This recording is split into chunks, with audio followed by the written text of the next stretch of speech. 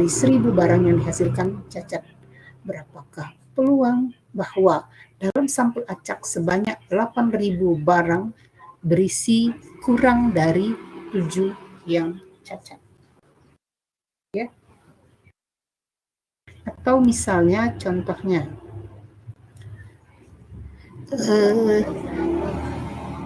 berapakah peluang, ya, berapakah peluang dari misalnya 1000 mahasiswa FMIPA lahir pada hari Rabu 17 Agustus. Misalnya ya, dari 2000 mahasiswa FMIPA, ada mahasiswa yang lahir pada hari Rabu 17 Agustus. Ada nggak peluang itu? Ada, ya, tetapi kecil.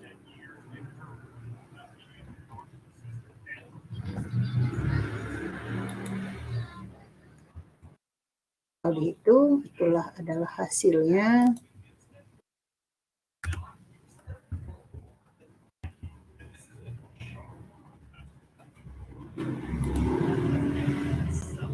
Dan itu adalah contoh 11.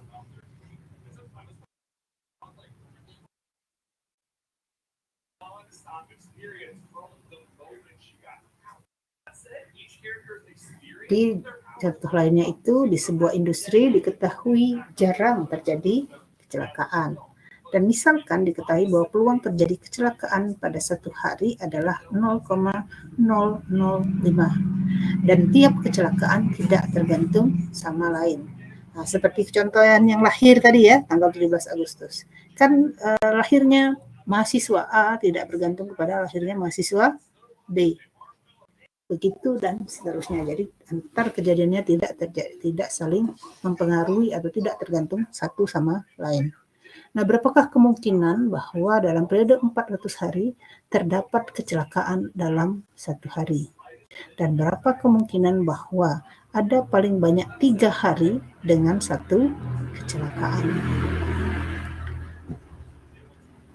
Kalau peluangnya X sama dengan bilangan tertentu, berarti tinggal masukkan ke rumus, ya, dengan memasukkan bilangan tersebut, ya, kemudian dikurangkan dengan yang sebelumnya, ya.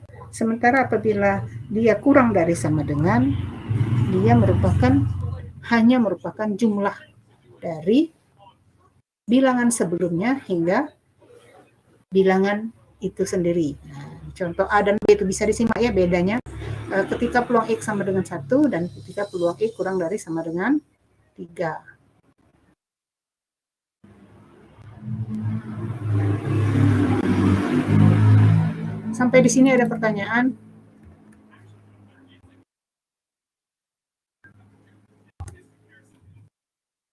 Belum ada, Bu. Oke. Karena waktunya lumayan masih agak banyak ya. Memang disarankan itu mahasiswa dalam kondisi sekarang tuh diberi banyak tugas. Oke, tugas kita adalah untuk pertemuan kali ini buat satu masing-masing contoh dari peubah acak yang dipelajari hari ini. Apa? Yaitu hipergeometrik dan Poisson.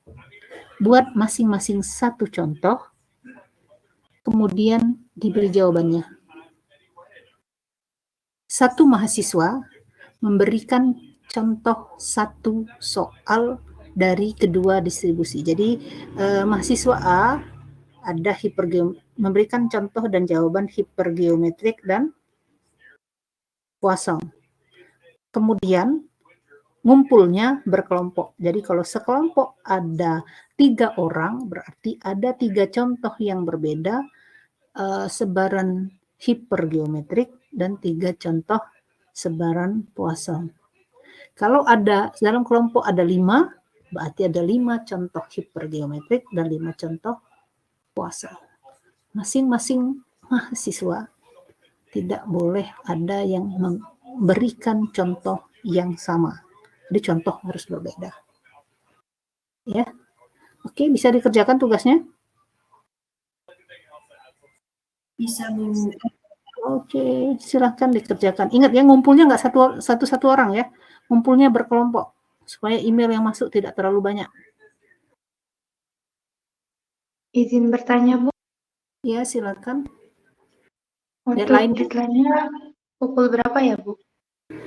Deadline-nya sampai pukul 13.00 hari ini. Baik, Bu. Terima 13.00. kasih, Bu. Oke. Jangan keluar kelas dulu ya, siapa tahu ada yang ingin bertanya ya. Silakan keluar kelas setelah 9.20. Oke.